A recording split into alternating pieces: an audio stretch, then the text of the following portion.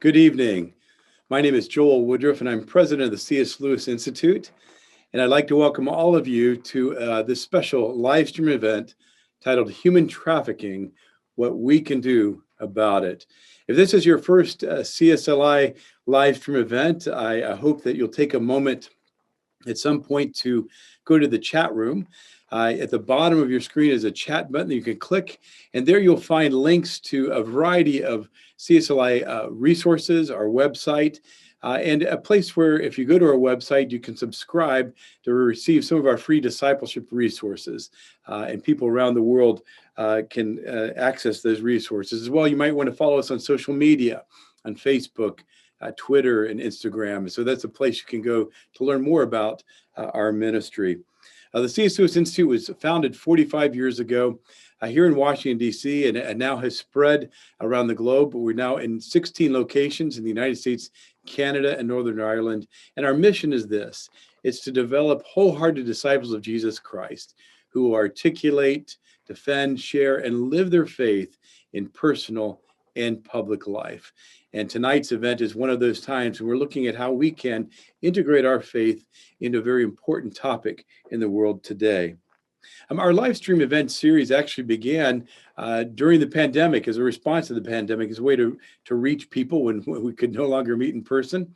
And so I encourage you to keep up with some of our live stream events coming up in future months. In fact, in June 18th, we have an event coming up with recording artist and author Andrew Peterson, which is going to look at imagination, the faith, and the arts. And so I look forward to that event, and I hope that you too will take a moment to register for that event on June 18th. Today, we are grateful to be able to use Zoom webinar. It is a wonderful tool, and I think you'll see this evening that it gives you an opportunity to ask questions. So throughout the evening, if you go to the bottom of your screen, there is a Q&A button. You can click that button and you can type in or text in a sense, questions. We're going to be monitoring those questions throughout the evening, and we'll do our best to answer as many of those questions we can after our initial kind of opening segment. As well, as I mentioned earlier, you can go to the chat room and get information about the Institute, but also throughout the evening, we may add things to the chat room as things come up, as we add links and things of that nature. I'd like to begin this evening by reading from a passage of scripture that describes Jesus's ministry. The gospel writer Luke writes this in chapter 4, and he says this: Jesus went to Nazareth, where he had been brought up, and on the Sabbath day, he went into the synagogue, as was his custom. He stood up to read, and the scroll of the prophet Isaiah was handed to him. Unrolling it, he found the place where it is written, "The Spirit of the Lord is upon me, because he has anointed me to proclaim good news to the poor. He has sent me to proclaim freedom for the prisoners, and recovery of sight for the blind, and to set the captives free, and to proclaim the year of the Lord's favor." At that point, Jesus rolled up the scroll, gave it back to the attendant, and sat down. And teachers in those days would sit down to teach, and Jesus then said this, as the eyes of everyone in the synagogue were amazed. He said this, he said, "Today, this scripture is fulfilled in your sight." This passage that Jesus read from the prophet Isaiah that said that his ministry was one in which he would set captives free, in which he would proclaim freedom to prisoners, shows just how important the topic that we're addressing tonight is, the evil of human trafficking. And so tonight, we hope that we will be able to delve into this important topic that I believe is at the heart of Jesus's ministry and Jesus's ministry for us in the world. If you would pray with me as we begin our evening. Heavenly Father, we thank you for the opportunity to gather together via Zoom, and as we discuss how we as followers of Jesus Christ might participate in Jesus's ministry of setting the captives free and proclaiming freedom to the prisoners. Pray that you bless this evening and that you would help us in our discussion. Thank you for our panelists and the opportunity we have to look at this important issue tonight. And pray this in Jesus' name. Amen. Well, it's a pleasure for me to be able to this evening introduce three of really the world's foremost authorities in the fight against human trafficking. Victor Boutros is the CEO of the Human Trafficking Institute. Christine Buchholz is a former senior advisor to the U.S. Department of State's department which sought to monitor and combat human trafficking. And Ambassador John Richmond was the first ambassador appointed to fight this evil in the government at a top level. So I'd like to welcome Christine, Victor, and Richmond this evening. Thank you so much for joining us. It's great to be with you. Great. Thank you, Joel. Well, yeah, it's so great to have all of you together. And what I'd like to do as we begin our evening is this. I'd like to take a moment to introduce each of you kind of one at a time, and then give you an opportunity to share how you personally became involved in this issue of human trafficking. I'd like to begin first with Victor Boutros. Again, Victor is the CEO of the Human Trafficking Institute. He's a co-founder of it, actually in 2015 with John Richmond. And prior to his role at the Institute, he worked in the Department of Justice's Human Trafficking Prosecution Unit. He's trained law enforcement all over the world in how to fight this issue. He's also the co-author of the best-selling book, Gary Haugen, titled The Locust Effect: Why the End of Poverty Requires the End of Violence. Victor's a graduate of Baylor University, Harvard, Oxford, and the University of Chicago, and he's also a C.S. Lewis Fellow. Victor, before you share your story about how you got involved personally in this difficult topic of human trafficking, could you first give us a working definition of human trafficking? As I myself even don't know that I have a full grasp of what that phrase means. What is human trafficking?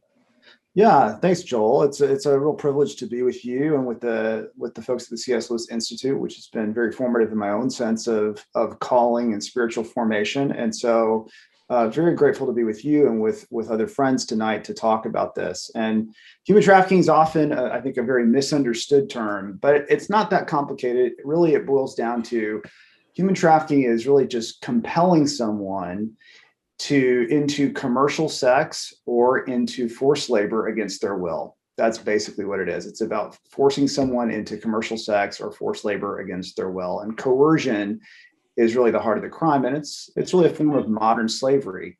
And my first exposure to this, when I even heard the term slavery being applied to it 20 years ago, I actually was kind of offended. And I thought, oh my gosh, someone is co-opting this very powerful term, this morally evocative term, to apply it to some other, abuse that's going on. And as I began to be exposed to specific cases of human trafficking, I began to see that this is actually not an exaggeration, but that is what's happening right now. It is a form of modern slavery. And so my first exposure to trafficking happened about 20 years ago. I learned about a case involving a 12-year-old girl who was very poor, lived in India, and her family sent her from her little village to the big city to get a job and earn some money. And she does so. And at the end of her summer, she's getting ready to head back home to her village. And to do so, she's got to catch a train in Victoria Station, which is one of the busiest train stations in the world. And she's 12. I've got a 13-year-old daughter. And I can't imagine her trying to navigate the chaos of this station on her own. And so this little girl just was having trouble finding the right train. A couple of older women saw her kind of struggling, offered to help. I think she felt relieved that there were these ladies looking out for her. They asked her where she was going. She told them, and they said, well, actually, we're on that same train. We'll show you where it is. So they get on the train together. They start chatting. They have some tea, and it turns out the tea is drugged. And ultimately, she's knocked out cold. And when she wakes up, she finds herself on the third floor of a brothel in the red light district of Mumbai, where these two women have sold her for roughly the equivalent of $250 American. And I remember as I learned about her story, it just made my blood boil. You feel like, how do you do that to a 12-year-old girl? And over time, I learned that her story was not an anomaly, though the way that it happens definitely differs from case to case. There were really 25 million people today experiencing some form of human trafficking.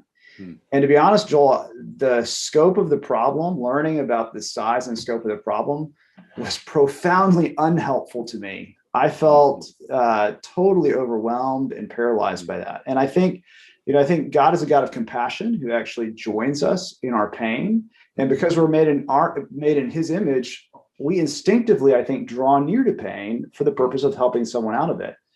But if we start to believe in our hearts that there's nothing we can meaningfully do to address that pain, then it's sort of like we're getting too close to a fire that we can't put out. We feel like, no, I got to back away. I'm going to get burned. I can't draw near. Yeah. And I think I felt that tension, and it's a very painful place to be, where your heart is divided and one part of your soul is saying, no, we have to get her out now. And the other part's going, no, don't draw near. There's nothing. It's just a drop in the ocean. Anything you do is not really going to make a difference. And I think a lot of people feel that right now. I certainly did. At the time, I also felt this very deep sense of calling, which really changed the course of my life and ultimately set me on a path toward law school. And eventually, what I felt like I really needed at that time was very tangible hope, not just a sense that God will fix things one day in the end, but something very concrete, very tangible that would actually not just help one or two victims, but help a large scale of victims. And since then, I've actually had the privilege of having a front row seat to seeing how God is working very powerfully, even through the work at the Justice Department. Now I'm at the Human Trafficking Institute. And I think we are in this actually pivot point in history that's been ripening for thousands of years, where we're actually getting to see very tangibly how God is beginning to decimate slavery on a wide scale around the world. And that's what makes me very excited to be a part of this, and for the church to engage and not have to feel that brokenheartedness of a soul divided. Wow. Thank you so much for sharing that, Victor. It is interesting. You mentioned just how you yourself feeling that sense that it's such a big problem, such a global problem. How can anyone make an impact? But it's exciting to hear that as people are getting engaged, that things are changing. So thank you for sharing that with us. I'd like to move now to Christine Lee Buchholz. Christine's a former senior advisor to the Department of State's Office to Monitor and Combat Trafficking in Persons. She led the efforts to celebrate the 20th anniversary of the Trafficking Victims Protection Act and the Palermo Protocol. She's also worked in anti-trafficking initiatives in Haiti, in India, and the United States, and has been an advisor and a consultant to a number of boards, including the Restavek Freedom Board and Human Trafficking Institute. Christine has a degree from Wellesley in economics, studied at the London School of Economics, and also at the Kennedy School of Government, where she earned a master's in public policy. Christine, could you share your story, how you personally became involved in this issue? Yes, I'd love to. And thank you so much, Joel, for having us on this live stream. Like Victor, I think the discipleship program was really formative for my life as I was contemplating calling. Our youngest child was going off to kindergarten, and I was wondering what's next in life for me. And I just remember such good reading from C.S. Lewis, of course, but Dietrich Bonhoeffer on discipleship, Paul Miller on prayer, Henry Nouwen and Tim Keller on the prodigal God. But one of the most valuable aspects that I gleaned from this experience was just the wisdom and the prayer that I received from my mentors, Blair Simmons and Nancy Ziegler. And Nancy, in fact, texted me today just to encourage me and to let me know that she was praying for this event. And so it's just been such a gift in my life. And it's really wonderful to be on here with Victor and John. Just a little bit of our story, our shared story is that my husband and I met Victor back in the late 90s when we were on a trip to Ecuador with the Harvard Grad School Christian Fellowship. And that was when I was awakened to the work of justice as we were walking through the prisons in Ecuador and Guayaquil. And it was just an overwhelming sense of like, how can there be so many wrongs and how do you join in the work of making things right? And years later, I was volunteering with the work of International Justice Mission. And I called them and I said, who else is doing good work alongside you all? And I mentioned this guy, Victor Buchholz from Dallas. And a number of years later, we found ourselves in the Washington, D.C. area, and our daughters are good friends. And he introduced us to the Richmonds. And so it's just been a really fun ride. Being in friendship and pursuing this work together. But my own story begins with a family friend of ours, and it was actually my husband's high school French teacher's husband. He had been a survivor of restavek, which is a form of enslavement for domestic help of children in Haiti. And he just had really suffered greatly, verbal and physical abuse. He was unable to go to school, not allowed to worship, really lacked in self-worth. And as I heard his story in the late 90s, I really thought that this was something of the past in Haiti. I didn't understand that it was something of the present. And it was while I was in grad school, Gary Haugen was just launching International Justice Mission. He came up to meet with student leaders in the Boston area. And as I became familiar with his work and read the book, Good News About Injustice, I started to realize two things. One, that there was this problem of human trafficking, but two, that God actually cared about this. And so a number of years later, my husband and I were in Cincinnati, Ohio. He was there for his medical residency, and we got involved with a church that was partnering with IJM on aftercare options in India. I got involved with a group of people who were conducting a study on human trafficking in Cincinnati in partnership with the National Underground Railroad Freedom Center. And then we helped establish like a rescue and restore coalition in Ohio. And then I joined some friends, Joan and Ray Kahn, to help launch Restavek Freedom. And at that time, it felt like we were all just taking baby steps to understand the issue and figure out how it was it that we could best be helpful. And here's what I've learned. Just as Victor pointed out, this work is really heartbreaking, but it's hopeful at the same time. While people are poor and oppressed, God offers justice and rescue. And two meaningful verses to me are Psalm 140:12. I know the Lord secures justice for the poor and upholds the cause of the needy. And Jeremiah 20:13. Sing to the Lord, give praise to the Lord. He rescues the life of the needy from the hands of the wicked. And I just want to share just one other story as it relates to my own journey. You know, we're in the midst of a pandemic. This past summer, a lot of our kids' activities have shut down. And it allowed us to spend a lot more time with my family. And my kids, now 12 and 16, were very curious about my parents' lives. And I always understood that my grandmother immigrated in the late 1960s from Korea after the Immigration and Nationality Act of 1965 was passed, and it welcomed Asians back into America. And my understanding had been that she had come to America. She was a single parent. My mom was her only child. And I thought she came to America to provide my mom the opportunity to go to graduate school in America. And this summer, as we were sitting in our backyard, my mom started to tell the story that my grandmother had been kind of shameful and never shared with me, though I grew up with her my whole life. And it turns out my grandmother was one of the few college-educated women in Korea at that time, and she was a school teacher. And a family invited her to come to America to take care of their children in the United States. So she actually came to the United States with this false promise of a green card for both herself and my mom. And instead, she ended up working very long hours for no pay, and she was denied a green card from this family. And this happened a long time before the Trafficking Victims Protection Act was passed to criminalize human trafficking in America. And I don't know for sure if my grandmother was a victim of human trafficking. She may have been. We don't know that for sure. And she's not around for me to ask her more questions. But I have begun to wonder if the Lord has invited me into this redemptive work as a way of just honoring her life and the life of those like her.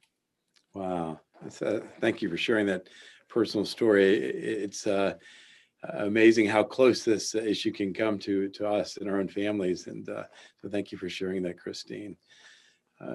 John, let's move on to you. If you share a little bit about, first of all, introduction for John. John Richmond was unanimously confirmed by the United States Senate. You don't hear of that very often, do you? Or every Senate agreeing on something to be the ambassador to monitor and combat trafficking in persons from 2018 to 2021. So he's really served in the nation's highest ranking position on this issue. He's led foreign policy in the fight against modern slavery, coordinated U.S. government's response to crime. He's received numerous honors, including being named Prosecutor of the Year, and also won the David Allred Award for exceptional contributions to civil rights. The one I like is former FBI's human trafficking program head saying that John Richmond was every trafficker's nightmare. It's kind of a fun one, good one. But John did his undergraduate work at Mary Washington and law school at Wake Forest, but also a C.S. Lewis fellow like Victor and Christine. So thank you, John, for joining us. And could you share with us how you got involved on this issue and kind of your own personal journey? Absolutely. And Joel, it's so fun to be a part of this tonight. Thank you for hosting it. Thank you for the C.S. Lewis Institute. You know, I remember my first year at the C.S. Lewis Institute with mentors like Art Lindsley and Ken Broussard and Tom Terrence, and then getting to lead a first-year class with you, Joel, where we got to co-mentor together. Yes. I just had super fun. I have very fond memories of the C.S. Lewis Institute and my time being a fellow there, and all the things that I learned. And it was formative for me in many, many ways. You know, when I think about my relationship to human trafficking, it's really my family's relationship to the issue. You know, when I finished law school, I got a job at a law firm. It was great. I worked really hard. My wife and I were super focused. We paid off all of our school loans from undergrad and grad school in 4 years. And then we realized we could do anything. And about that time, Gary Haugen, who was leading International Justice Mission, which was just really getting started, needed a lawyer to go to India. And so my wife and I and our 15-month-old daughter, we moved to India and began to pioneer IJM's sustainable work within the Indian criminal justice system. And it was an incredible opportunity to learn another culture, to get to live in another culture, to get to see America from a different perspective, but also to learn a different legal system and to begin to meet victims. And I began to sit with victims, hundreds and then thousands of them, as well as sitting with traffickers and hearing their stories and understanding how they viewed the crime. When I came back to the U.S. Department of Justice as a federal prosecutor in the Civil Rights Division's Human Trafficking Prosecution Unit, I got to try cases all over the country.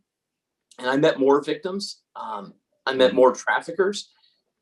And then after I was appointed, and Victor already told you about the Human Trafficking Institute, but after I was appointed by the president to serve as U.S. ambassador for trafficking in persons and get to lead on foreign policy, got to see, again, from a whole new global perspective, what traffickers are up to and how they are operating.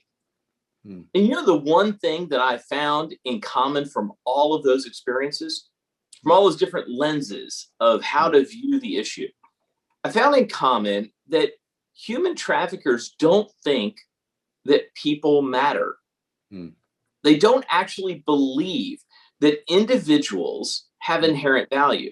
So from the dusty villages in India to the stagnant slums, or doing cases in Los Angeles and Topeka with Victor and Richmond, Virginia, or traveling to Uzbekistan and Peru and Uganda and the Philippines, travelers all over the world, they just don't believe that people matter. And it's that inherent value that individuals have that does not come from performance and does not come from governments, but it actually precedes our ability to perform or our ability to form governments. That's what our Constitution was reflecting when it said that we are endowed by our Creator with inalienable rights, including liberty. And the traffickers that I've gotten to know over the years, they seek to devalue inherently valuable people by robbing them of the dignity of work or their bodily integrity. Because far too many people just don't get to decide when they wake up in the morning, where they work, or who touches their bodies. But the good news is that people of goodwill can flip the trafficker script. We can actually tell people that they do matter. We can stand up against injustice. We can advocate for the oppressed. We can follow the Micah 6:8 mandate, and we can seek justice. We can love mercy, and we can walk humbly with our God. You know, Lewis wrote in The Problem of Pain that the freedom of a creature must mean the freedom to choose. And choice implies the existence of things to choose between. I love that. The freedom of a creature must mean the freedom to choose, and choice implies the existence of things to choose between. That's the heart of what traffickers are denying people, is the opportunity of choice, the choice of where to work, the choice of who to be physically intimate with. And we get to stand up and demand that governments, that business, that individuals, that faith communities, that we honor that freedom that every creature gets to choose, that everyone gets that choice. That's certainly motivated me both in all the roles I've gotten to serve. And I'm so thankful that now I get to serve as an opportunity to help businesses make sure that their supply chains are free of forced labor, and that we as consumers are not inadvertently supporting forced labor operations with our consumer choices. And so it's been an incredible career to get to be involved in these issues. And I'm super thankful that I've gotten to view it from different perspectives. But most importantly, I'm thankful that I've gotten to view it from the perspective of Jesus, the perspective of someone who sees every single individual, regardless of their race, their color, their creed, where they're from, who's done what to them, what they've chosen to do in the past, sees them as inherently valuable people. And because of that, we should want them to be free. Wow. Well, thank you, John. That's really gets rid of the heart of the issue, the worth and dignity of every human being. Something I like that C.S. Lewis said in The Way to Glory is where he states that we never meet a mere mortal. That everyone we meet is an immortal who is of great worth and dignity, and we're either pushing them toward everlasting splendor or horror. And so there is that value of the human being is such a vital element of, first of all, I guess, our Judeo-Christian heritage in the scripture and Jesus himself. Maybe with that idea, how can we, as followers of Jesus Christ, in this issue, help people to understand the value and worth of every human being? What have you all found of being ways that you can help people understand that?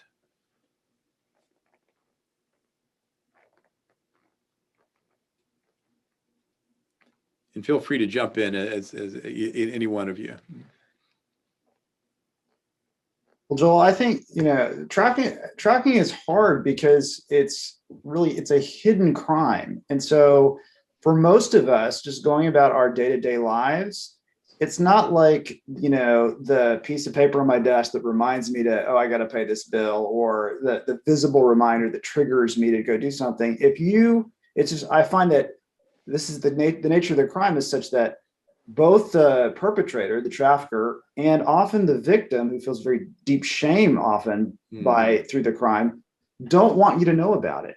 And so as a result, it's just very easy to come to an evening like this and actually be quite inspired by the things that you hear from folks like Christine and John, and then just totally innocently just not even have it on your radar for another year or two, because it's just not going to necessarily come up in your everyday life. And I think one of the things that was very meaningful to me during my time as a C.S. Lewis Fellow was understanding that if I want to be a disciple of Christ, if I want to actually follow him, if I want my heart and my life to look more like his, then I have to engage in certain spiritual disciplines. And that even that word discipline has the same root as the word disciple. That's part of what it means to be a disciple.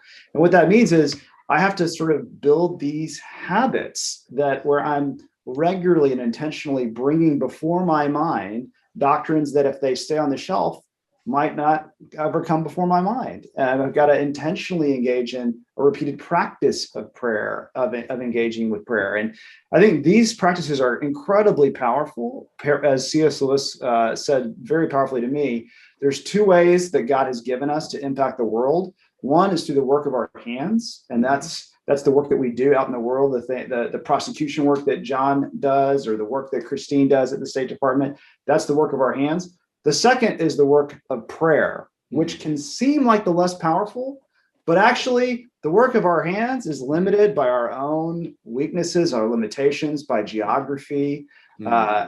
And the work of prayer has none of those limitations. We're actually accessing this power that can impact things on the other side of the world. There's no geographic limitation. There's no power limitation.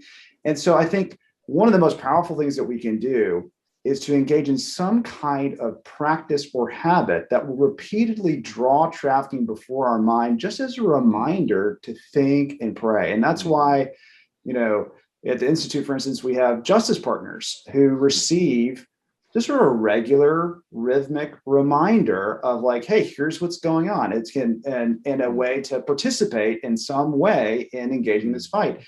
And I find that for me, I sort of need those daily reminders. I need those notifications. I need to do that until the habit becomes formed in me. And that's what forms my heart in a new way. And so I think thinking about what are the kinds of, what are the practical step that I could take that would very intentionally and almost in an automated way remind me that this is something that God cares about, reminds me that there are people out there that are being totally devalued and are experiencing a judgment of valuelessness, but because of the work the trafficker is doing, and that we have the power to engage the God of the universe to correct that misunderstanding. I think that's one of the most powerful things we get to do, is to see that, for instance, when enforcement begins to happen, you see these traffickers going, oh my gosh, I made a tremendous miscalculation. I thought this little girl, I thought this little boy was valueless. And now all of a sudden, that little boy is in a place of care. And I, who very maybe powerful in my community, am in jail. I've lost it all because of that. I must have made a tragic miscalculation about how much this victim matters. And that doesn't happen on its own. You don't have people like Christine or John doing the work they're doing without an entire body of Christs inspiring them, drawing them. The InterVarsity group that Christine mentioned, you know, the International Justice Mission cadre that got John, you know, started on this mission. This is how this all happens. So I think thinking about what's one very simple, tangible step I could even take tonight, whether it's becoming a justice partner or some other way that could actually invite people to create some kind of discipline or rhythm that draws this before their mind in a regular way and moves them to remember to pray and to engage the God of the universe about his children who matter. Oh, that's fabulous. Yeah. Joel, I was just going to say to your question about like, how do we exemplify, how do we have a practical example of what it means to believe that everyone was created in the image of God, that everyone has inherent value? You know, it not only impacts the issue of human trafficking, but it impacts the sin of racism. It impacts the idea of Christian nationalism. These can't exist if we actually believe that everyone has inherent value, that regardless of gender, regardless of national origin, regardless of race or anything else, everyone matters. And if we see people as our brothers and sisters, we will behave differently. We will see them as people who need protection of law. We will see people who are in need of love and care. And I think that will delight Jesus. That's great. When we were at the State Department, John, you often talked about how survivors need individualized care plans. And I just think about the importance of investing in services for victims and survivors. And some of the things that they need are stable housing. They need their trafficker to be held accountable for their actions, but they need excellent services. It could be trauma-informed counseling. It could be educational opportunities. It could be skill building opportunities, mentorship in a job. It is a community of people who champion the victim and their healing. I think about the work of Restovet Freedom, and they have a child advocacy program. And their child advocates regularly meet with these children who are in Restovet and tell them that they are loved and that they are valuable and they are worthy of investing in their lives through the form of education. And as Victor said, when somebody makes an investment in a vulnerable person like that, all of a sudden their worth improves as their own self-esteem and self-worth increases. And so we've seen that kind of life transformation, and no question, we do not understand the mystery and the power of the Holy Spirit and the healing that the Lord can offer to victims that are seen and unseen to us. Yeah, it's interesting, this idea that, you know, God is at work in the world through His Spirit and through His people and through prayer. I think it is true. We oftentimes forget the power of prayer, and as believers together take on cause like this. And and see the value and worth of people by just taking, as you mentioned, Victor, it's having a daily discipline, maybe perhaps of praying, or what would be some other, I suppose, thinking about daily kind of ways to kind of keep this in the forefront. We can pray for people and pray for the Human Trafficking Institute. But I guess another question I have would be, how can we recognize perhaps people in our own, even local milieu, who may be victims of human trafficking? I think, as I've heard a number of you say, that it is a global issue. We hear problems in other parts of the world, but even here in the Washington, D.C. area, I hear reports of teenagers being human trafficked and things like that. So how could we recognize perhaps people in our world who may be being coerced into some kind of forced situation? Joel, one of the ways I think that would be helpful is to realize that most coercion these days is nonviolent coercion, that it's not always about chains and locks and cages. Often traffickers are using other systems to coerce people, whether it's taking their documents, using debt manipulation, reputational harm, all these things. And the law actually protects them from this. In fact, that was the real impact of the Trafficking Victims Protection Act and the UN Protocol in 2000, was to give us new tools for nonviolent coercion. And so trafficking looks different today than it did in the 1830s and 40s, when we were thinking about chattel slavery and the transatlantic slave trade. The traffickers' motive hasn't changed. They still just want to exploit people to make money, but the traffickers' methods have changed. You know, one case that I think is really emblematic of this is a wonderful case in San Francisco a few years ago, where it was a mom dropping off her child at a school, noticed that there was a nanny dropping off another child, and the nanny wouldn't ever talk to anyone. She kept her eyes down. She didn't engage. So after a while, the mom, after several weeks, started talking with the gardener to ask if he was noticing anything, the guy doing landscaping at the school. After a few more weeks, they engaged the janitor at the school. And the three of them, the janitor, the landscaper, and the mom, contacted the authorities. And it turned out that young woman that was acting as the domestic worker, the nanny dropping off someone else's kid at school, was a forced labor victim. You know, it's just anyone who sees something out of the ordinary that decides that they're going to care about someone who perhaps isn't in their family, perhaps someone who they don't have a existing relationship with, who's willing to risk intervention, risk looking silly by notifying the authorities, actually rescue that person. You know, what's great about that is the janitor, the landscaper, and the mom, none of them had a degree in criminal justice. None of them were like certified. They were indeed the Good Samaritan, right? They were actually seeing something and deciding that they were going to engage on it. And I think that everyone can take encouragement from that case. Yes. No, that's a great example there. I think just being aware of their situation and seeing something abnormal and taking a risk, as you mentioned, for some kind of intervention. That's good. What are some other ways you might think of that we can, might be aware of this issue, in our lives? We can pray for them. We may be or something abnormal. What are some other things you might think of to be aware of this issue? I think, as John pointed out, when you see something out of the ordinary, perhaps to ask some questions. And so we have a friend, Harold, and he was trafficked and brought into the United States from India. And he talks about how his children, he was in a forced labor situation, and his children did not have winter coats.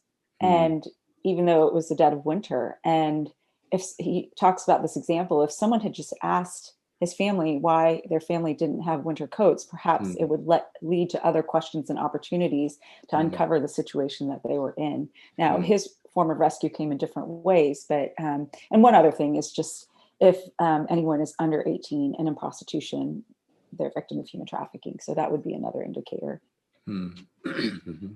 Yeah, Joel, I would just echo that. There are no child prostitutes, none. Every child who is engaged in commercial sexual activity is a victim. And we need to change our thinking that these are just misguided or delinquent kids. These are kids who need help. And And Christine's comment about Harold, it just makes me smile. You know, Harold is a survivor of labor trafficking. He was a member of the U.S. Advisory Council on Human Trafficking. He started his own NGO, Eyes Open International. He is an absolute joy and has infectious enthusiasm for spreading this idea of freedom. Wow. Oh, that's fantastic to hear about. It's great when you hear the stories too of people who've come out of it and see that they're engaged and able to turn around and do something for others. That's fabulous. I suppose you mentioned some ways that, you know, we can look for maybe abnormal things, look for ways that people may be trafficked, be aware of our world. How does a person though get rescued from human trafficking? How does it happen? I mean, you know, I think, you know, it's interesting about all these superhero movies and things where, you know, the superhero jumps in and saves the day. But are there superheroes out there today who just come in and rescue, or how does this take place?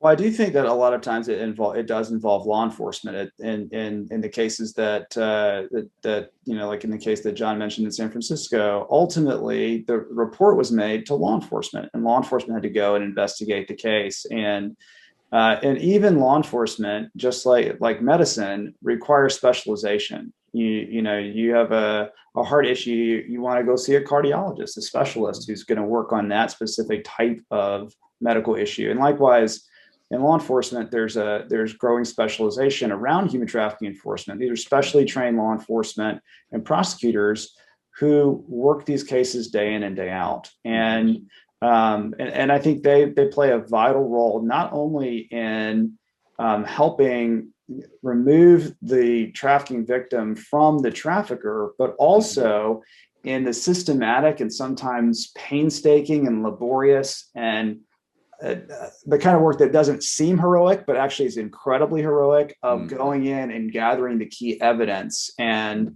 painstakingly going through it and gathering the information and evidence that's going to be required in court to hold the trafficker ultimately accountable.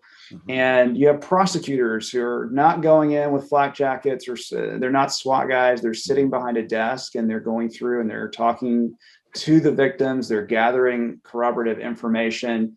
A lot of very detailed, painstaking work that takes place over a period of years that never makes it into the Hollywood movies, that actually is incredibly heroic, I think, and incredibly important and essential in producing that outcome. And they do excellent work in the same way that the cardiologist does excellent work by really honing his craft or honing her craft and becoming a specialist.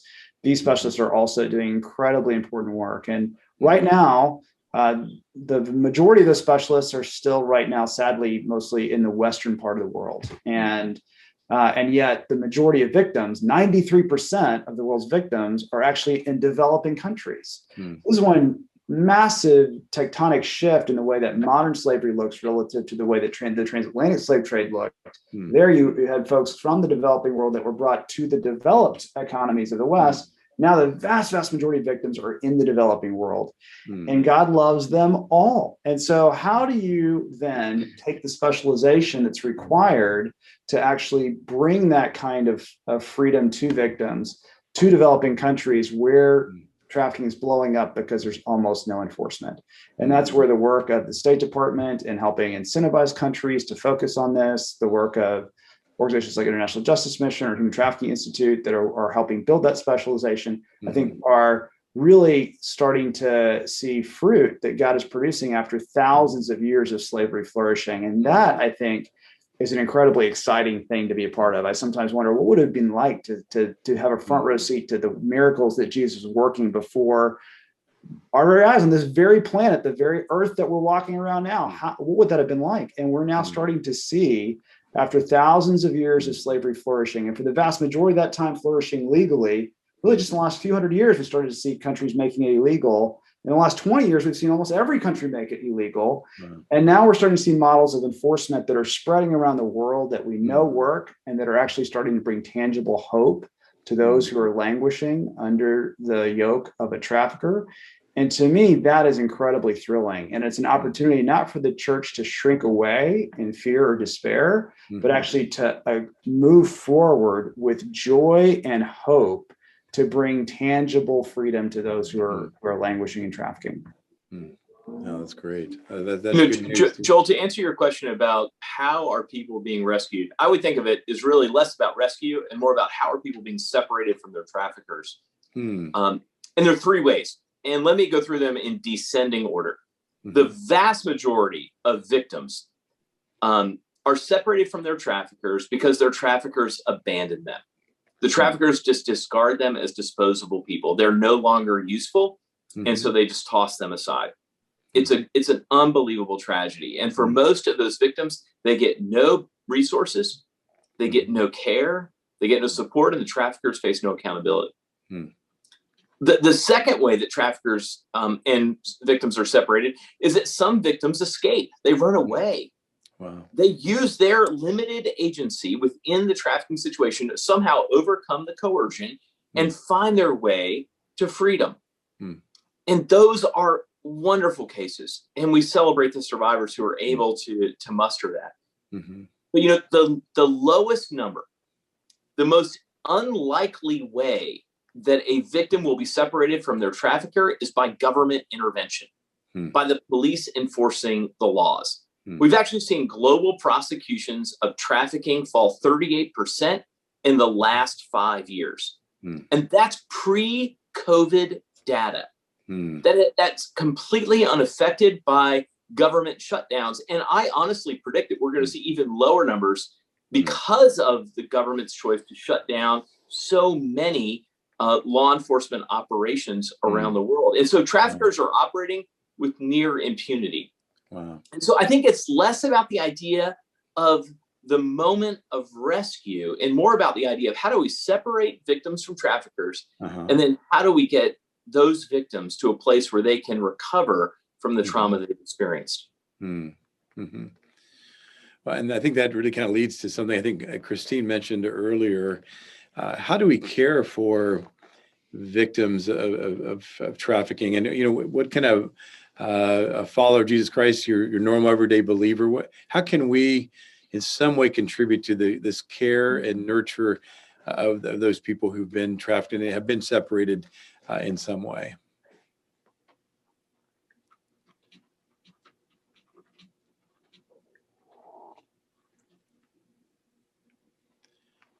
There are so many ways, but I think it is joining alongside entities that are already providing that care.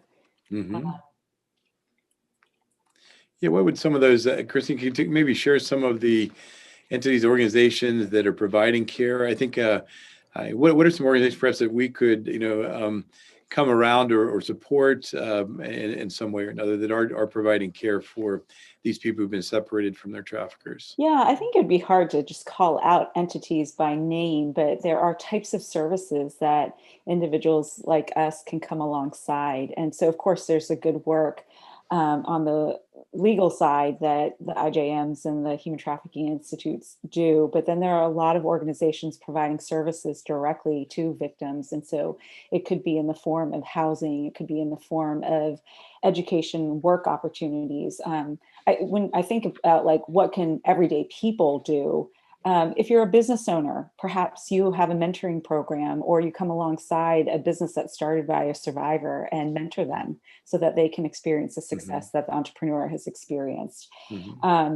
If you're a parent like me, we took our kids to Haiti and partnered alongside Restorac Freedom so that they could visit and not in a way that's intrusive, but in a way that honors the work of the organization itself. And I think there's something to be said about being very sensitive about this. And one thing that I've just learned over time is just how people are affected by trauma in very different ways. And so I learned this from a survivor leader who came and spoke to us at the State Department. And she was talking about trauma and how people are affected very differently. So she gave the example of someone who was in a car accident, and one person who's in a car accident might just jump back in their car after they've exchanged the information, go to work, and it's not a big deal. But for another person in that same car accident, they may be totally shaken, and for 2 weeks, they can't go back to work. And so one of the things that we've learned from survivor leaders is a lot of nonprofits often will tell victim stories as a way of compelling people to join in the work. But what survivors have told us is also that there is a potential of being re-traumatized by telling one's story. So I think it is also being just sensitive to the survivors that you are engaging with, and knowing that they have experienced trauma. They may be reacting to it in very different ways. Some people are ready to share their story. Other people do not want to talk about it. And just understanding that people have different stories that come into this moment that you interact with them, that they have different triggers, and to be gentle and kind with the person that you are interacting with. But I think there are just many ways that we as individuals can become familiar with the issue, come alongside organizations. It could be donating money. It could be serving on a board. It could be, as Victor pointed out, like learning about the work of the organizations that you care for and coming alongside and praying for their efforts and encouraging the workers themselves and asking the Lord to have favor on their efforts. You know, Joel, I've been with Respect Freedom on the ground in Haiti many times. But I agree with Christina. Instead of naming certain organizations, can I tell you a few organizations I think you should avoid?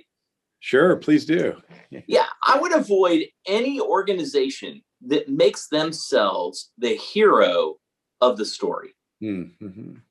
I would avoid any organization that never talks about their failures and their challenges. I would avoid any organization that gives simple answers to complex problems. Or as my friends say, slick doesn't stick, right? Gloss and glitter always are meant to distract, not to enhance. And so I would just make sure that when people are considering where to invest their donor dollars, where to invest their philanthropy, think about organizations that don't use victim photos or victim stories in an unethical way. Avoid organizations that don't collaborate with others. Look for organizations that are generous and celebrate others in the field. And avoid organizations that confuse the crime of trafficking with all the interrelated problems of the world, because their lack of focus will limit their impact. And maybe consider supporting organizations that do the opposite of all those things. And maybe support businesses that source ethically, or police departments that are trying to understand trauma, or governments that want to enforce the law. I think there's a lot of great organizations out there, but those are the things that I would look for. Oh, that's very helpful, John. Thank you. Yes. Now, there certainly are a lot of different organizations out there, and it's good to have some criteria in discerning which ones are going to be most helpful and effective, and do it in an ethical manner. It does make me wonder, too. I think a number of years ago, I read that Bill Gates, when he started his foundation, was surprised to find so many Christians at work in relief work and development work around the world. He had no idea that they were ones leading the charge. Do you find that in this human trafficking world that there are a lot of believers involved in taking leadership? I mean, you all, I think, are examples of followers of Christ who are leading in this way. But do you see that there are Christians around the world kind of taking the lead and doing good things out there around the world? I definitely see. I mean, I think that the church is, particularly in the last 20 years, has really reawakened to some of even the verses that you referenced, Joel, at the beginning, and is engaging in this in a tangibly different way than it had before. And so that's extremely encouraging. There's also a lot of non-Christians who are very actively engaged and very passionate about this and doing great work. And in fact, I think, as I think about it, I think this is one of the very few issues in Washington right now where you can have such a diverse group of people, ideologically diverse, religiously diverse, who can actually agree that we share the same end goal, that we want to see trafficking decimated, we want to see survivors flourish and cared for. And how do we figure out how to do that together? And so this is one of those sort of rare issues in DC where I think there can be legit, where it's not just a debate of should we or shouldn't we, but there's sort of a question of, okay, we kind of agree on the end goal. Now, how do we do it? And so I think it's an opportunity, I think, for particularly in the American culture where you have more and more of the Venn diagram of overlap between Christians and non-Christians getting stretched further and further apart as there's more and more polarization. This is one area of overlap in that Venn diagram where I think Christians and non-Christians who might not otherwise spend a lot of time together can actually sit around the table and share this common goal and work together towards it and be exposed to one another in a way that leads to deeper understanding and connection. That's certainly encouraging in this world in which we've seen so much division in our world. We're such a divided country, but it's great to hear that we can see people come together from different worldviews, but can agree on the importance of this battle. So I think it's certainly an area we need to consider and as maybe a way to build unity and hopefully help us in some other areas where we may disagree, but find some constructive ways to deal with some problems. Yeah, I guess I believe that we're all created in God's image, whether or not we're following Jesus or not. And human trafficking is such an affront to human dignity, as John was talking about, that I think people of faith and people who don't have a faith are equally compelled to this work. I think their approaches to it can be different, but it's hard to be for human trafficking, right? Yes. I think it just is, it's against it's just against our humanity to. Yes. No, I think that's right. Something that's always been helpful to me, Paul wrote to Timothy, to treat older women as mothers and younger women as sisters. And I suppose the reverse would be true, to treat older men as fathers and younger men as brothers. And there's a sense if we could all have that perspective and view people in that way, it would certainly make a difference. I think that's hopefully something we could all agree on, regardless of our religious background to some degree or worldview. So that's a good point. Maybe before we move into our Q&A session, because I know we have some Q&A from our audience, maybe could you just share perhaps some books, resources, movies, things that you would recommend that might be good to read or watch for our audience as they can continue to think about this issue, and then we can post some of those perhaps in our chat room. Well, Joel, I was actually looking through my C.S. Lewis books, and I realized I've read a lot from men, but not as much from women. And so I just wanted to share this one book, The Justice Calling. It's written by a friend of ours, Bethany Hankey Huang, and Kristen Dede Johnson. It's a very thoughtful book and has been a great encouragement to me about the importance of different spiritual disciplines in our lives to sustain us in the work of justice. So that would be one that I would recommend. And on the theme of women who are leading in this way, John introduced me to a good friend of his, Dr. Sandy Morgan at Vanguard University, and she has a podcast called Ending Human Trafficking, and she invites various guests to join her and talk about different topics. And so if you want to listen to her regular, she's just been running this for many years, and I think it's every other week that she drops a new episode, but many, many thoughtful individuals on different aspects of human trafficking. And I think Sandy leads that very well. Oh, that's great. Thank you. I so echo that, Christine. I think anything that Dr. Morgan does is worth reviewing. There's a lot of good opportunity there.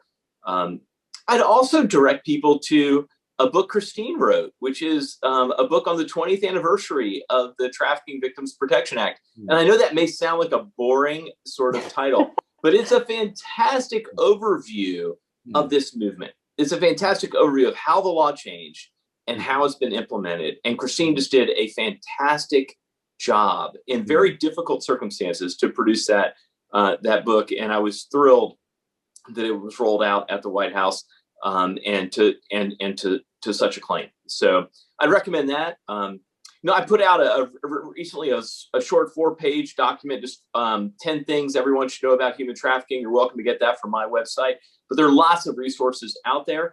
And I'd look for resources that aren't from an NGO, resources that aren't about to promote an individual organization, but just content about the information that's out there. And the State Department's website's a great repository of that. The Department of Justice has a lot of resources out there. There are so many opportunities for people to engage with quality information about this. And we can't forget Victor's book, The Locust Effect. That is excellent. Yes, the locus effect, Victor Boutros and Gary Haugen, another excellent resource. Well, great. Well, those in our audience, if you'd like to send in questions, again, go to the bottom of your screen. There's a Q&A button. You can text in your questions to that Q&A room, and our team here is scouring through them. And I do have some questions here that have come in already, and so we'll try to answer some of these. I'm going to throw some of these out to the people here on our panel. Let's see. First one. So no amount of law enforcement can overcome a culture that does not value human life and worth. So how do you respond to that comment that, what do we do about cultures around the world that may not value human life the way that we believe it should be valued according to God's word and creation? How can we deal with that when if people don't value people?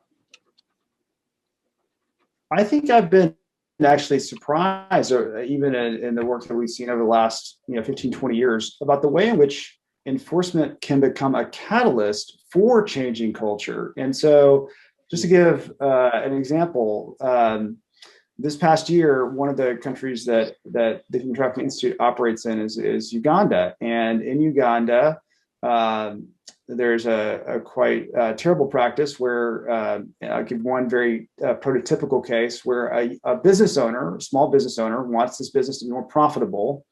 And in order for his business to be more profitable, he doesn't, instead of going to a bank or a mentor, he goes to the local witch doctor who says, I can actually make your business more profitable, but only if you bring me the severed hand of a child, which is required for the incantation that I'm going to do. And so this business guy goes to the neighboring village and sees a little 3-year-old boy play out in the field there. We'll call him Jacob. And he takes him from the field and takes him back to his home, severs his hand, leaves him basically to die, and goes to the witch doctor. Well, Jacob cries out in the midst of this loud enough that the neighbors hear. They rush over. They see Jacob, who's a sort of bloody mess. They rush him to hospital.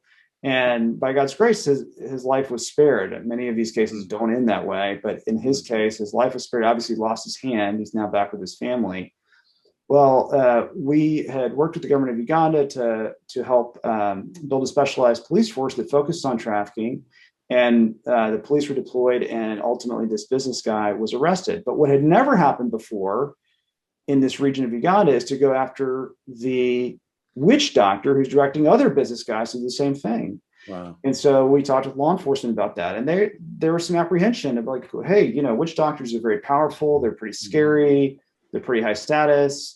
Yeah. And ultimately, we talked about that's sort of what the rule of law means. Everybody's accountable. And so there was an arrest warrant issued, and it took a month-long, I guess, literal witch hunt to find him. And ultimately, he was arrested. Wow. And I think that the way that connects with culture is it starts to change the calculus that these witch doctors make, because the witch doctor up to this point is assuming that there's no real consequence for me treating a 3-year-old boy no differently than the local butcher treats a piece of meat. Like, they're indistinguishable. The value of the meat and the value of the boy are the same.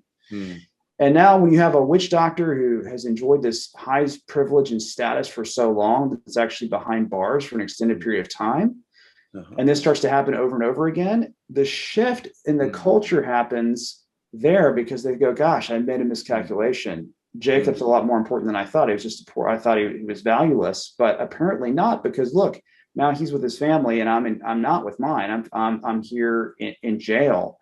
And so you can see how enforcement over time can actually begin to shift the culture and change the expectation.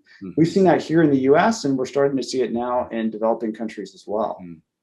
Wow, it's great to hear, and just the idea too that kind of applying a biblical truth, applying a true principle, and enforcing the law can begin to shift people's views.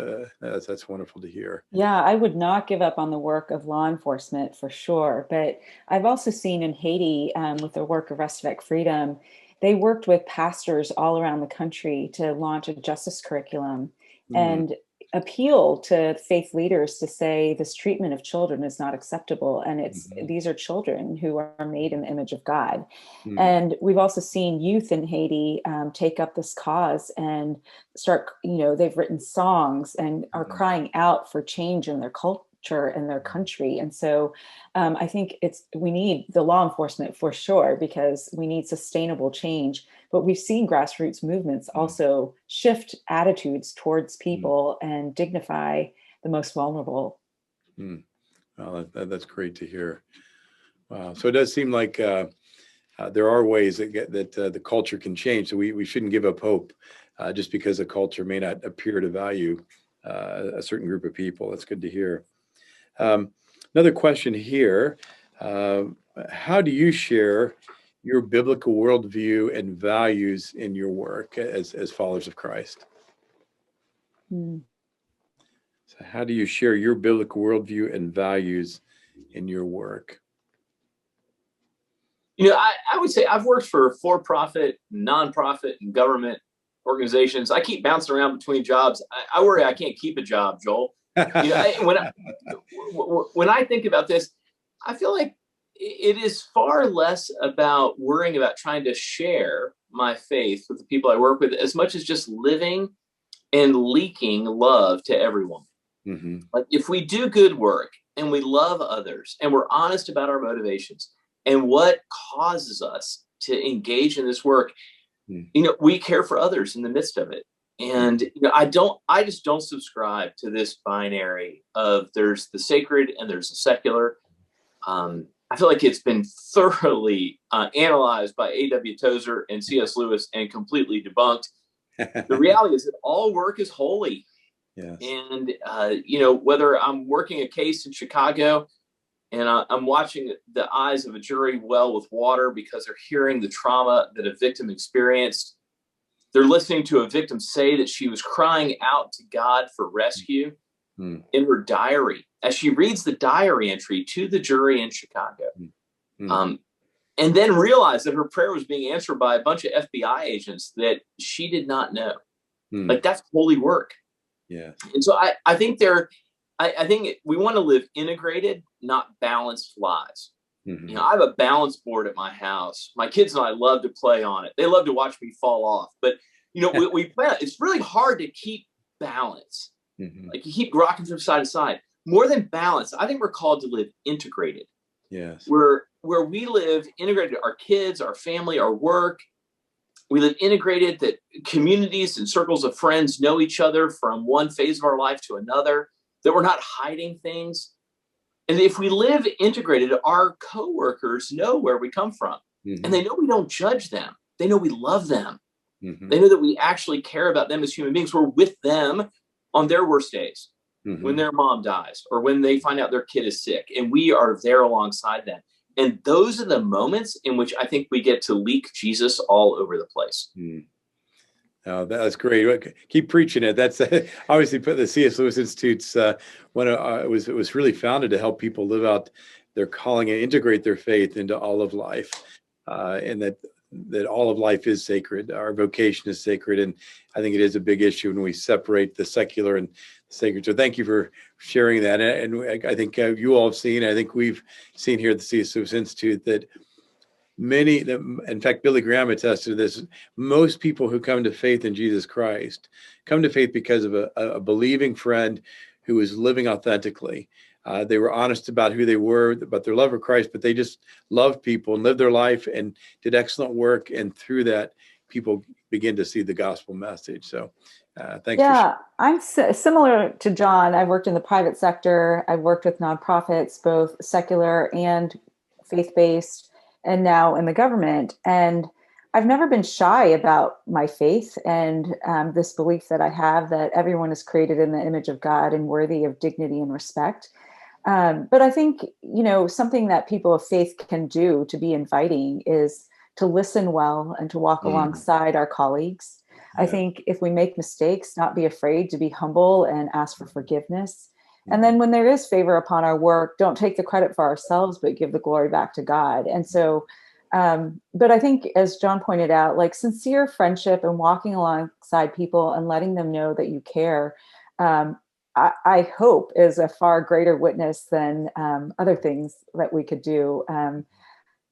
I've not found it to be as fruitful to engage in sort of apologetics in the workplace, and I don't feel like I've changed anyone's minds. Perhaps other people are gifted in that way. I am not, but it is out of friendship and genuine relationships that I hope to model Christ's love for those I work with. That's great. You know, Joel, I can attest to someone who worked alongside Christine in difficult circumstances that she did that tremendously and built amazing friendships that I think are really valuable. That's great. That's wonderful. Part of the great thing about this is the three of you, your friendships and the way the three of you have over the years worked together really, and the way God's brought you all together. It's just wonderful to see kind of the unity just as God, he brings believers together in this work. So I think just your own friendship and is a witness for Christ in the way that you are standing together in this issue. So thanks for I would just say, like, I feel like in our friendship, one thing that we've been able to do is share relationships with one another to help others flourish. Mm-hmm. That's great. I think that's actually really critical. If I could amplify that, sure. This idea of sharing, like of giving away friendships, of not hoarding them. You know, if there's an influential person, if there's a famous person, there's a donor, we want everyone to know who they are. We want everyone to have access to the board. We want everyone to know everybody and to feel freedom to communicate with them without bureaucracy. Mm-hmm. Because what we want is we want to cultivate an environment and a culture that is remarkably flat in terms of authority, but remarkably rich in terms of integrity.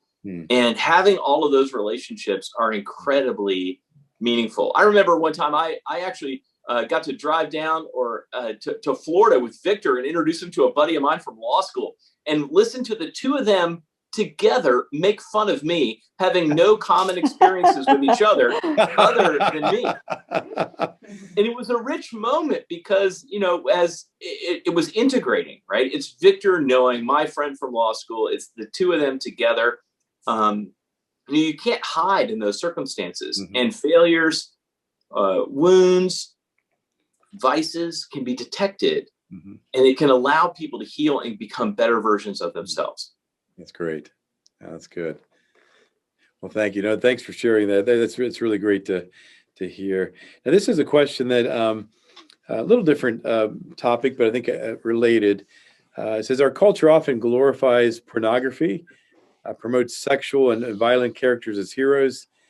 How do we as Christians respond to these issues, especially as it connects to human trafficking? So I think the question is, how do these issues of pornography, of sexualization of people, how does that impact human trafficking, and what can we do about that as Christians?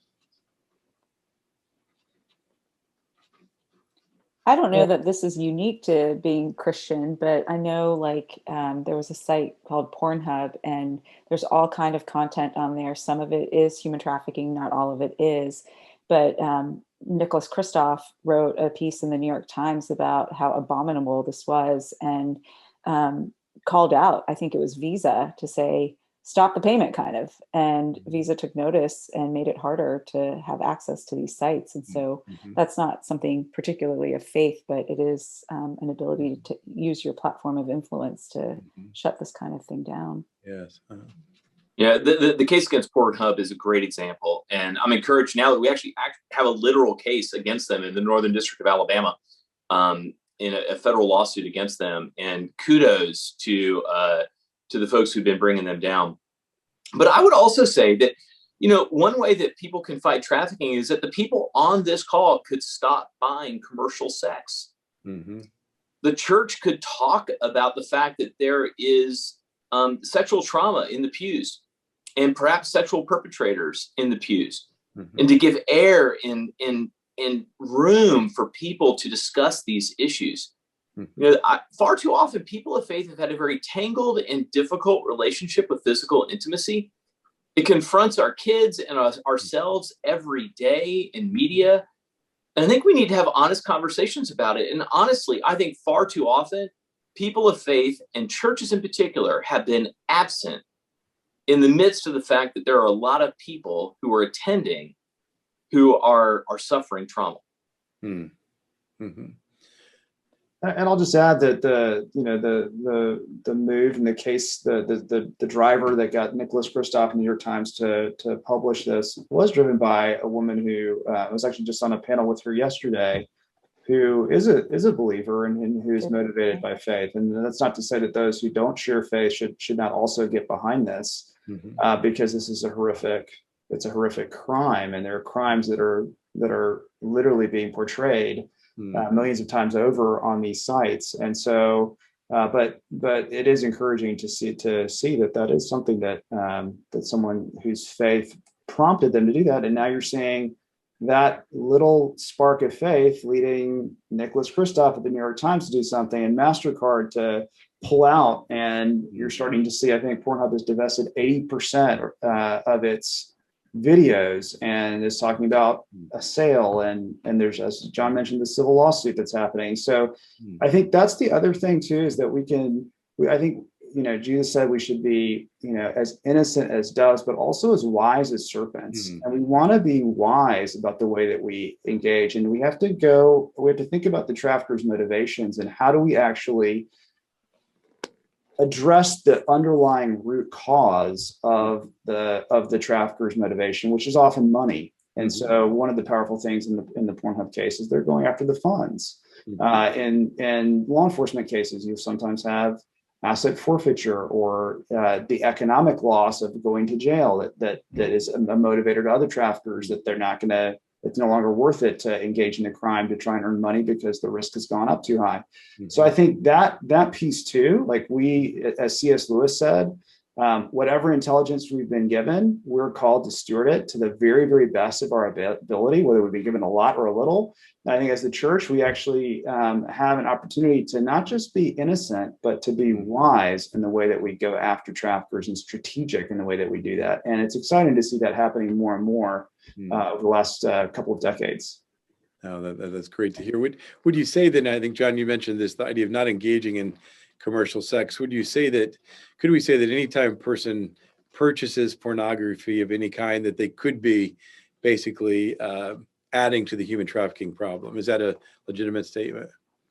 No, I think it's a legitimate statement to say that you don't know. You don't know if the people in the videos you're watching are voluntarily participating. You have no way of knowing. And I know specific people, survivors who are now friends of mine, whose videos are still online, who didn't consent. I know that if you purchase commercial sex regularly, the chances that you are purchasing commercial sex from someone who's not voluntarily providing it is pretty high. Yeah. There are some people who choose to do it of their own volition, their own agency, but there's a high percentage of those who don't. And so if you're consistently doing that, you are very much contributing to the demand for sex trafficking. The White House over 3 administrations has now consistently said that prostitution is an inherently exploitive endeavor and a driver of sex trafficking. And so I think we want to be really careful, particularly right now, as we're seeing movements to decriminalize prostitution around the country.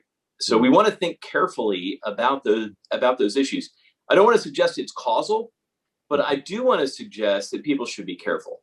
Yes. No, that's good.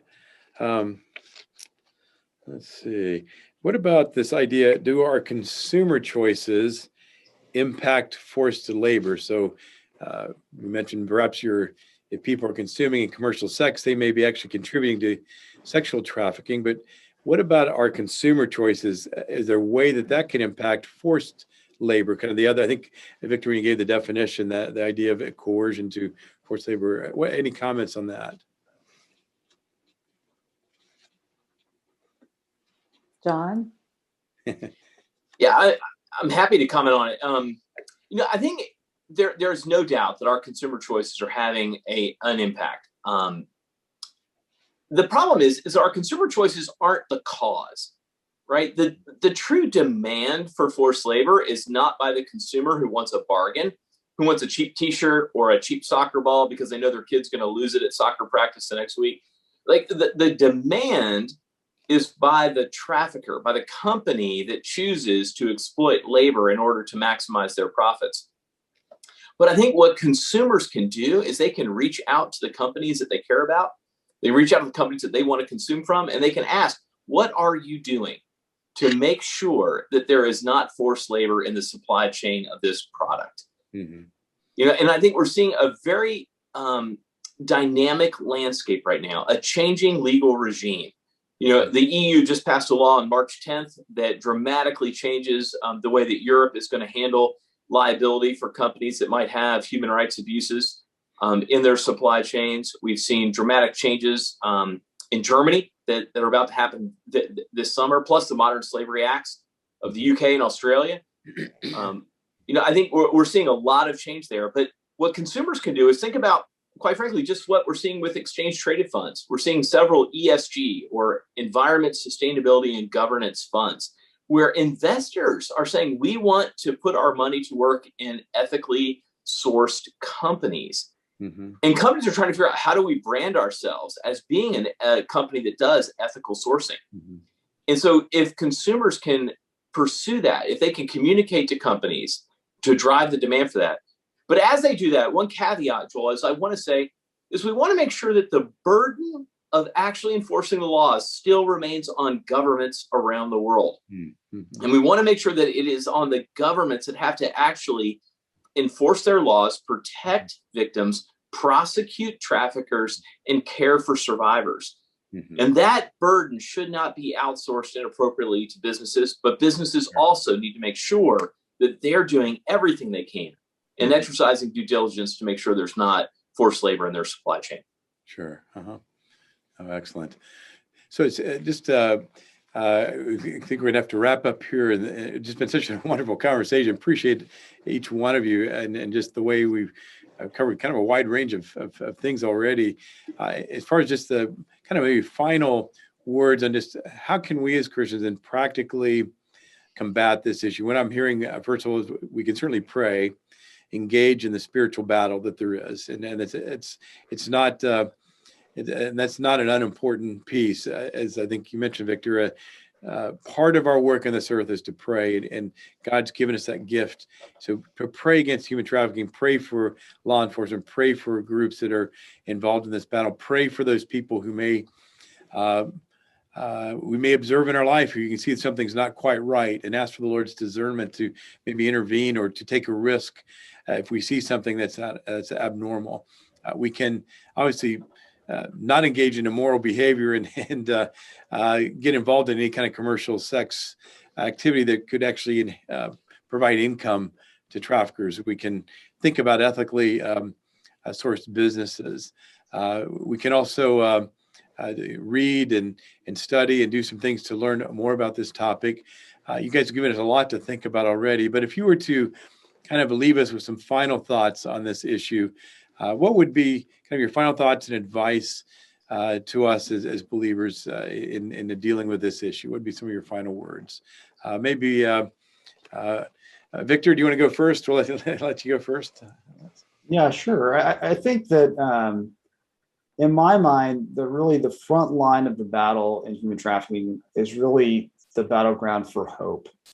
This is an area where even as there's increased awareness, it's so often awareness of the scope of the problem that leaves people feeling overwhelmed and despairing. And Jesus has not left us to a place of despair, but to a place of courage, and has overcome the world and is inviting us, as he has so many times invited his people, into circumstances that even when they seem overwhelming, whether it's 2 million people walking away out of slavery from the most oppressive ancient army in the ancient world in Egypt, without a scratch, or David and Goliath, or the Jewish nation born from a 90-year-old barren womb, or a peasant carpenter becoming the promised Messiah that saves us from our sin and restores us to relationship with God.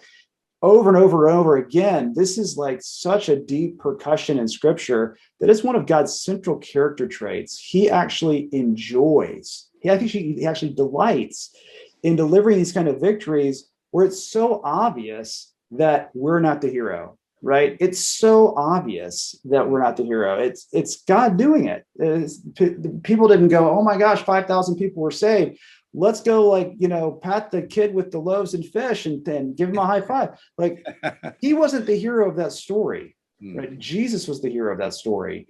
And I think that but the kid with the fish and the loaves had to say, like, I'm willing to respond. When Jesus says, what do you have? I'm willing to give it up. I'm willing to offer it.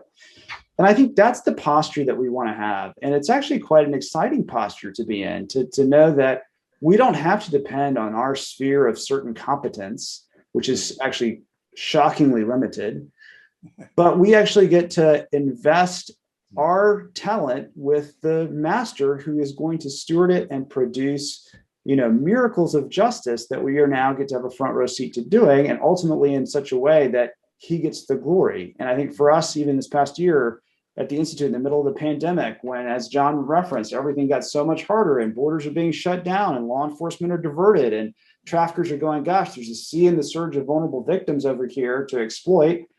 We have very resilient demand from commercial sex purchasers who aren't deterred by HIV, and they're not going to be deterred by COVID. And we've got law enforcement diverted to other priorities. So in crass economic terms, we've got, more supply, resilient demand, and less risk. It's a recipe for trafficking blowing up.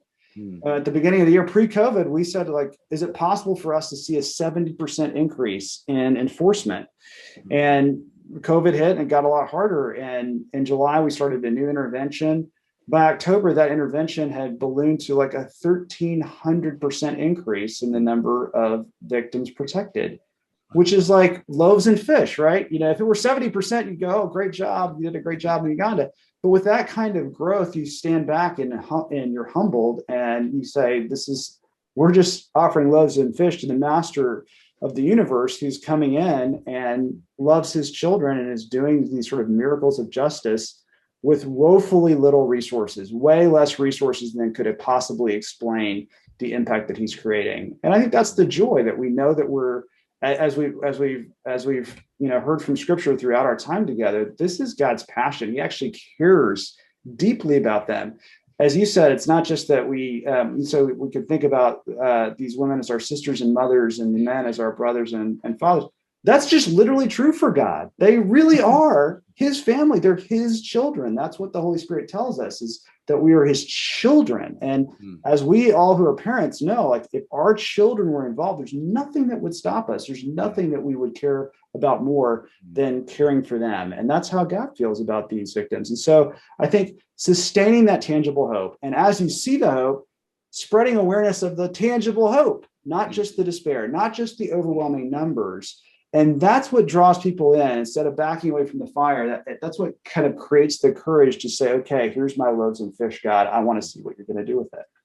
Oh, that's great. Well, that's fabulous. It's so good to have that hope and see how God multiplies the loaves and fishes.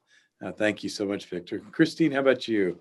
Yeah, just as a resource, we haven't talked about the National Human Trafficking Hotline in the United States, and there is a number, 888-373-7888, if people encounter someone they believe could be a victim of human trafficking.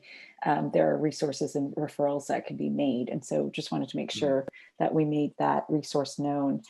I am reading a very challenging book right now. It's called The Cross and the Lynching Tree by James Cone from Union Theological Seminary. And he has compared Reinhold Niebuhr, a Reformed theologian and one of the most influential theologians of the 20th century, with Dietrich Bonhoeffer. And though Niebuhr was this great thinker, and he wrote and thought about race at a time when lynching was still in practice in America, he did very little to engage with Black religious leaders, with scholars, to develop friendships with Black people. And in contrast, Cone suggests that Bonhoeffer, who came from Germany and spent only 1 year in the United States at Union, during his time, he showed great interest in Black Americans, befriending them, attending and teaching Sunday schools and Bible studies, preaching at Black churches, and reading widely about African American history. And I have been thinking about that as I think about like the work of human trafficking as well. At their time, it was lynching in America, right? But in our generation, as Victor pointed out, we still have 25 million victims of human trafficking. And as John has mentioned a lot while we were at the State Department, we have identified so very few victims of human trafficking. There's just still so much work to be done. John, is the statistic less than 0.5%? Is that what you've been saying? Less than, we're identifying less than 0.5%, half of 1% of all the victims in the world each year. Wow. So as I've been thinking about that, I'm like, there is still so much work to be done to combat human trafficking. But I don't want to be like Niebuhr. I would like to be like Bonhoeffer and know what it is to walk in the shoes of a victim and to have compassion on them. And as Victor pointed out, one of the things that I've really loved about this Justice Calling book is a reminder that we are saints and that we seek justice and righteousness as saints. And there's a line in here that says, Christ set us free not only from sin, but also from the weight of being heroes who pursue justice on their own. And I find that to be so powerful because we do need hope, but the hope is not in us. Like, we are the hands and feet, but the hope is not in us. God is at work and we get to join in his work. And it is a privilege to do so. Well, thank you so much, Christy, for sharing that. That's very, very powerful. And John, you want to wrap up some final comments? Yeah, I would just say, echoing on this theme of hope, I think there are so many reasons to hope. And I think that one way that we can engage is we can pray against inactive intentions. I think that far too often people have good intentions, they're never acted upon. We can pray against the inactive intentions. The world is not in desperate need of more well-meaning people with good intentions. The world's in need of people who want to take those good intentions and act on them. And that is what generates the hope that we need. You know, when Bonhoeffer, he was called to speak at a special session. And the issue that was raised was the Jewish question. It was for the church in Germany to wrestle with it. And here's what he said. He said, we are not simply to bandage the wounds of the victims beneath the wheels of injustice. We are to drive a spoke into the wheel itself. You know, we can stop trafficking. It is not a naturally occurring phenomenon. It is not like earthquakes and hurricanes and things that just happen naturally. Trafficking only happens because the intentional choice, the election, the decision, the agency of a trafficker to deny that choice that Lewis talks about that is necessary for freedom of another. Like it's not a naturally occurring phenomenon. We are not powerless to do something against it. We can actually make a difference. Everyone can be a part of the solution. Governments can be a part of the solution. Businesses can be a part of the solution. Communities of faith can be a part of that solution. And individuals can be a part of it. And I'm so grateful that the C.S. Lewis Institute was willing to host this conversation tonight to raise these important issues. Well, thank you. It's wonderful having all three of you C.S. Lewis Fellows who have just been a blessing, I know, to our institute, and just an example of really what our mission statement is about, which is to develop wholehearted disciples of Jesus Christ who will, the intention, will articulate, defend, share, and live their faith, not only in their personal life, but public life, and bring the faith of Jesus Christ, the principles of the gospel, ideas such as all men and women are created with worth and dignity into practical reality. So thank you so much for being a part of this discussion this evening. Really grateful to have you with us tonight. What a wonderful time and discussion. And pray God's blessing on three of you as you continue to serve the world and the kingdom and in this battle. I'd also like to thank everyone who's participated in our audience and sending in questions. And thank you for just being present here with us this evening. This will be made available as a recording in the future. So if you want to share this recording with others in the future, it will be coming out through the C.S. Lewis Institute. I encourage you again to go to the chat room, hit the chat button. There, our website and other resources are listed there, and encourage you to subscribe to our free digital subscription to receive notices of future events and to receive discipleship resources and teachings from the C.S. Lewis Institute in the days to come. And if this was helpful to you and you find the ministry of the Institute to be something that you'd like to share with others, we'd like to ask you as well to prayerfully consider making a gift to support this work in the future. And may God bless you all. And thank you so much again for being with us. May the God who is the one who sets the captives free continue to do his great work in and through you and through this world. Amen, and God bless.